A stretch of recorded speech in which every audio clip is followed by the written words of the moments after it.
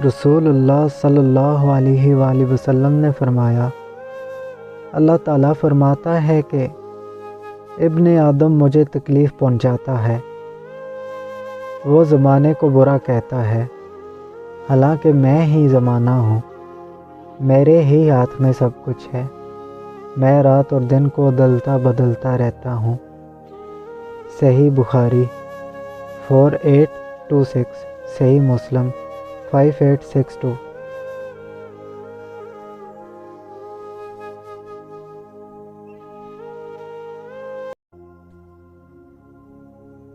نبی کریم صلی اللہ علیہ وآلہ وسلم نے فرمایا، اللہ تعالیٰ فرماتا ہے کہ میں اپنے بندوں کے گمان کے ساتھ ہوتا ہوں، اور جب وہ مجھے اپنے دل میں یاد کرتا ہے تو میں بھی اسے اپنے دل میں یاد کرتا ہوں،